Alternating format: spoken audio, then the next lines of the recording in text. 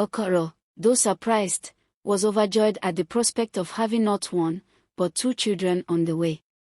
He had hoped for a large family, and now it seemed that both his wives would bring that dream to fruition. Ngozi, however, was far from happy. Her jealousy, which had been dormant during the years of childlessness, now surged like a storm inside her. She had wanted a child for so long, and now that she was finally pregnant, Chinara, her so-called best friend, was also carrying Okoro's child. How could she compete with that? How could she ensure that her child would be the favored one, the rightful heir to Okoro's wealth and legacy, when Chinara's child would be born almost at the same time? Her mind raced with dark thoughts. She had made a mistake by allowing Chinara into her home. Now, she needed to find a way to drive her out before it was too late. The months that followed were fraught with tension. Ngozi and Chinara both grew round with their pregnancies, and though they tried to maintain a semblance of peace, the strain was evident. Ngozi's jealousy festered like a wound, and Chinara, though still loyal, sensed the growing animosity. One day, unable to bear the tension any longer, Ngozi confronted Chinara. "You need to leave," Ngozi said bluntly, her voice edged with bitterness. Chinara blinked, shocked. "Viv. But You heard me," Ngozi interrupted. "I never wanted to share Okoro, and now that I'm pregnant, there's no need for you to stay. Take your unborn child and go back to your family. I'll raise my own child with Okoro." Chinara stared at her, a deep sadness washing over her. "I thought we were friends, Ngozi. After everything." "We were friends," Ngozi snapped, "until you took my husband." Before Chinara could respond, Okoro, who had overheard the conversation from the next room, stormed in. His face was thunderous with anger. "Ngozi, that's enough," he shouted. "Chinara isn't going anywhere. If anything happens to her or her child, you will be the one to leave this house, not her." Ngozi stood frozen in shock. Okoro had never raised his voice at her before, but now, for the first time, she saw the depth of his resolve. He was not willing to let Chinara go, not after everything that had transpired. From that moment on, Ngozi knew she had lost any control she once had over the situation. Though Okoro's words stung, what hurt even more was the realization that Chinara would remain in her home, and worse still, their children would compete for Okoro's love and inheritance. With no other option, Ngozi was forced to put up with Chinara's presence, but her jealousy did not abate. Instead, it grew stronger with each passing day, and her treatment of Chinara became crueler. 9 months later, both women gave birth on the same day. Ngozi had a daughter, whom they named Bola, and Chinara gave birth to a daughter named Zora. Though both women were exhausted from childbirth, Chinara took on the responsibility of caring for the 2 babies. Ngozi, weakened by complications during labor, was bedridden for weeks and relied on Chinara to look after her child. Despite Chinara's kindness, Ngozi's resentment continued to fester. She saw Chinara's care as interference, her generosity as a threat. And as the girls grew, Ngozi's jealousy of Zora only deepened. She couldn't shake the fear that Okoro might favor Chinara's child over her own, especially since Chinara had always been more nurturing. One day, when the girls were 6 years old, Ngozi's anger boiled over. She found Zara playing happily with her daughter Bola in the yard, laughing as they ran after each other. Ngozi's mind clouded with envy, and without thinking, she grabbed a stick and began beating Zora mercilessly. The other women in the village came running at the sound of Zora's cries, but by the time they pulled Ngozi away, the damage had been done. Zora's legs had been badly injured, and from that day on, she was paralyzed. Chinara was heartbroken, but she didn't retaliate. She simply continued to care for her daughter, though the burden of raising a disabled child weighed heavily on her. The bond between the 2 women was irrevocably broken, and though Okoro tried to keep the peace, Ngozi's cruelty toward Chinara only intensified. 10 years passed, and Okoro's health began to deteriorate. He suffered a stroke, leaving him bedridden and unable to speak. With Okoro no longer able to protect Chinara, Ngozi's treatment of her grew more severe. Chinara, still bound by the secret of her Mazui heritage, endured the abuse in silence. It was around this time that a young doctor named Emeka arrived in the village. He had come from the city, offering free medical services to the villagers, and quickly became a respected figure in the community. One day, while passing by Okoro's home, he saw Zora sitting outside, her legs limp beneath her. Curious, he approached her and struck up a conversation. As they talked, Bola returned home from running errands, and Emeka was immediately struck by her beauty. Over the next few weeks, he visited the household often, but it was clear that his interest lay in Bola, not Zora. Ngozi, delighted by the prospect of her daughter marrying a doctor from the city, was ecstatic. She began to boast to anyone who would listen, taunting Chinara at every opportunity. "My beautiful daughter will soon be married to a fine man," Ngozi would say, her voice dripping with malice. "But your crippled daughter? Who will want her? She'll be living with you forever." Chinara said nothing in response to Ngozi's cruelty, only smiling quietly to herself whenever Ngozi taunted her. The day of Bola's wedding came swiftly. The village buzzed with excitement as preparations were made. Ngozi, in particular, was beside herself with pride and joy. Her daughter, Bola, was about to marry Emeka, the young doctor from the city, and soon she would live for a better life far from the village.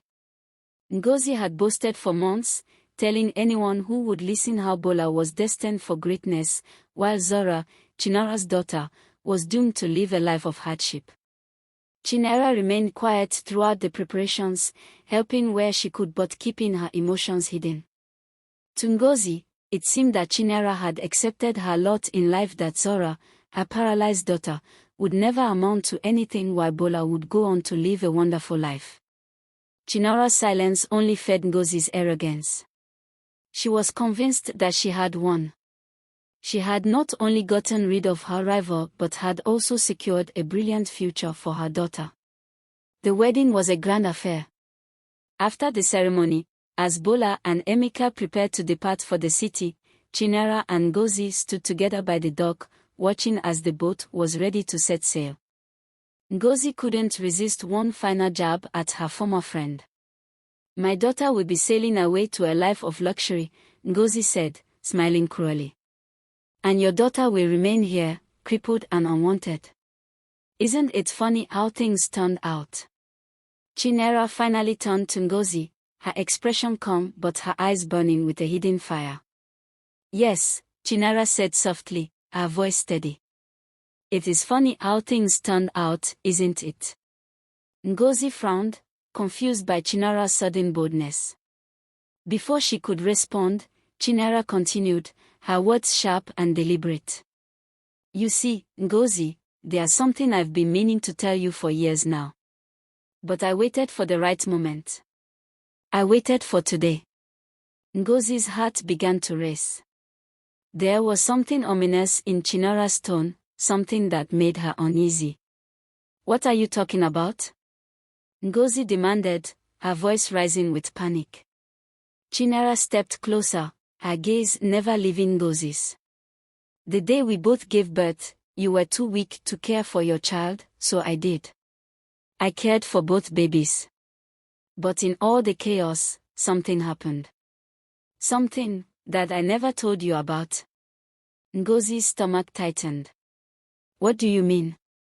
Chinara smiled faintly, a smile that held years of pain and revenge. "I swapped the babies." The word seemed to tilt on its axis for Ngozi. "What?" she whispered, her voice barely audible. "The child you've been raising as your own, Bola, she's not your daughter. She's mine. And Zora, the daughter you've despised and tormented all these years, is yours. You've spent your life hurting your own flesh and blood." Ngozi staggered back, her legs threatening to give way. "No. No, that's not possible. You're lying." I'm not lying, Chinara said coldly. I wanted to give my daughter a chance at a better life. I knew you would never love her if she stayed crippled, and I couldn't bear the thought of her suffering at your hands. So I gave her the life you thought you were giving your own daughter. Ngozi's mind raced as she struggled to process Chinara's words. It couldn't be true. It couldn't be. But as she looked at Chinara's face, she saw nothing but certainty. Her heart sank, and a cold dread settled over her. You've been raising my daughter, Chinara continued, and now she's sailing away with Emeka, never to return. I left a letter in her belongings, explaining everything. She'll know the truth by the time she reaches the city. No! Ngozi screamed, lunging toward the boat as it slowly began to pull away from the dock. No! My daughter! My daughter! Come back! But it was too late.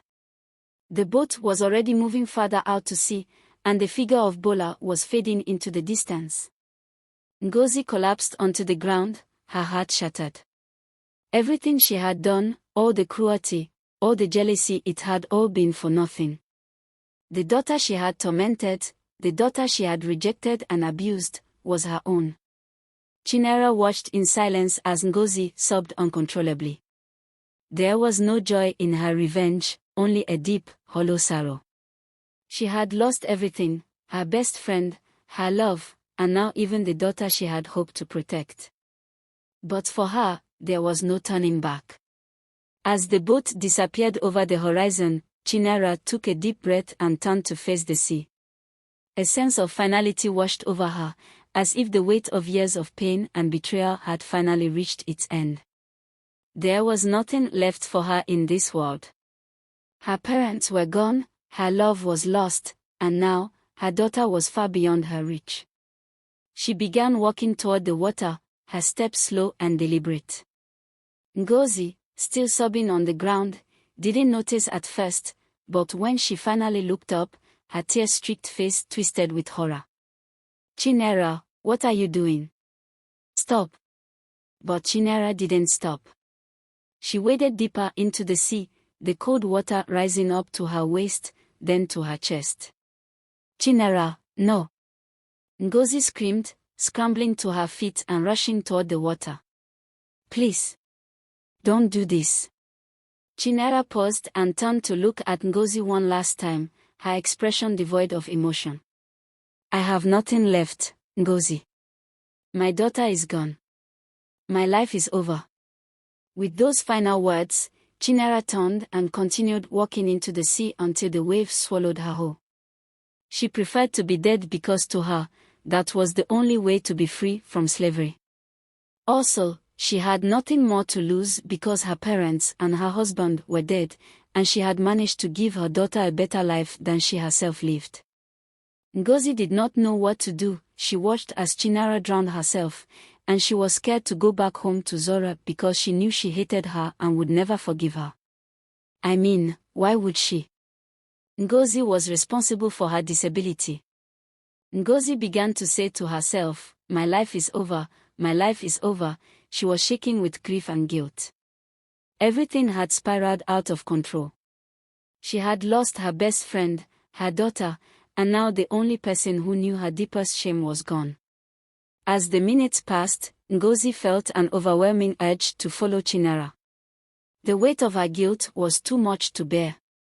She had destroyed her own life with her jealousy, her cruelty towards her own child was too much to bear, there was nothing left for her either. Without another thought, Ngozi began walking into the sea, just as Chinara had done. The water enveloped her, cold and relentless. As the waves pulled her under, Ngozi welcomed the darkness, her final thoughts filled with regret and the faces of the two daughters she had failed. The tragic deaths of Ngozi and Chinara sent shockwaves through the village. In the days that followed, whispers of their story spread far and wide. Some pitied them, while others saw their fate as a warning. The truth of the matter was that the tragedy stemmed from the deepest wounds of human nature, jealousy, betrayal, and the consequences of broken trust. The moral of the story: As the elders would say, could be found in the wisdom of old proverbs, the tongue can bring death or life. Those who love to talk will reap the consequences. The story of Ngozi and Chinyere was a reminder that secrets, once shared, could be used as weapons. And that the seeds of jealousy, once planted, could grow into a forest of despair. If you like this video, give it a thumbs up, and don't forget to subscribe for more content like this.